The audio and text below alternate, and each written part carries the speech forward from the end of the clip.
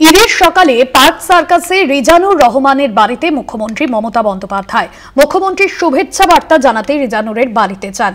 মুখ্যমন্ত্রীর সঙ্গে ছিলেন অভিষেক বন্দ্যোপাধ্যায়ও। ঈদের সকালে পার্ক সার্কাসে রিজানুর রহমানের বাড়িতে মুখ্যমন্ত্রী মমতা বন্দ্যোপাধ্যায় এবং শুভেচ্ছা বার্তা জানান তার পরিবারের সদস্যদের। মুখ্যমন্ত্রীর সঙ্গে ছিলেন অভিষেক বন্দ্যোপাধ্যায়।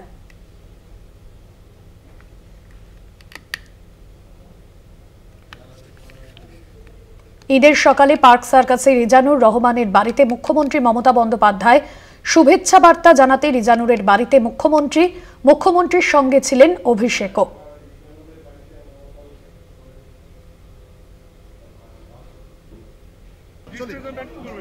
দুর্গাদাস বন্দ্যোপাধ্যায় রয়েছেন ফোন লাইনে। দুর্গাদাস, ঈদের সকালে মুখ্যমন্ত্রী মমতা বন্দ্যোপাধ্যায় রিজানুর রহমানের বাড়িতে কথা বললেন, তার পরিবারের সঙ্গে ঈদের শুভেচ্ছা বার্তা দিলেন, কি ছবি ধরা পড়ল?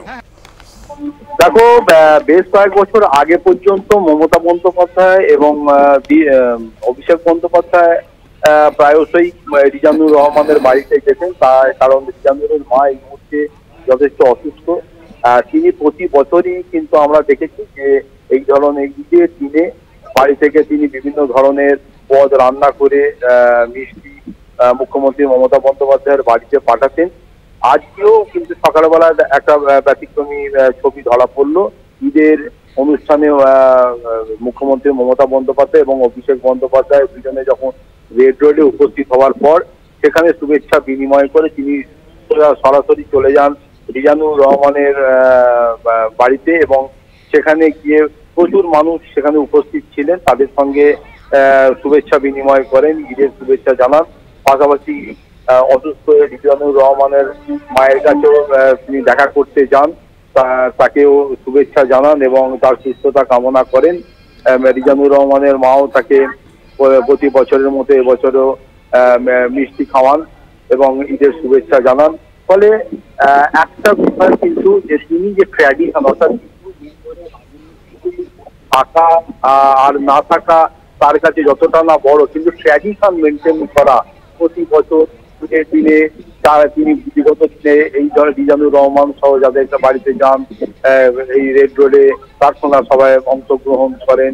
অন্যদিকে আবার দুর্গাপুজো, কালী পুজোতেও তিনি যা যা ট্র্যাডিশন মেনটেন করে আসছেন, এটাই কিন্তু তিনি বার্তা দেন যে সারা ভারতবর্ষেও যাই হোক না কেন বাংলার কীর্তি সংস্কৃতি এবং সর্বধর্মের মানুষকে নিয়ে যে মেলবন্ধনের যে বার্তা তিনি দেন এবং তিনি সেটা মেনটেন করেন।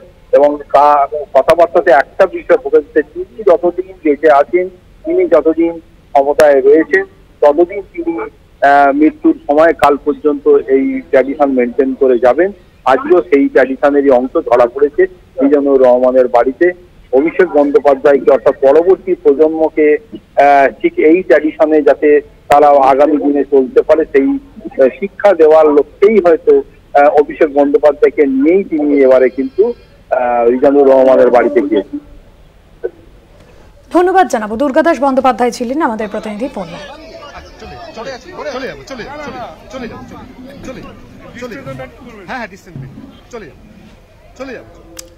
মুখ্যমন্ত্রী মমতা বন্দ্যোপাধ্যায় অভিষেক বন্দ্যোপাধ্যায় যান পার্ক সার্কাসে রিজানুর রহমানের বাড়িতে ঈদের সকালে ঈদের শুভেচ্ছা বার্তা জানান এবং পরিবারের সঙ্গে সৌজন্য বিনিময় করেন, সেই ছবি ধরা পড়ল। আজ রাজ্য জুড়ে পালিত হচ্ছে খুশির ঈদ।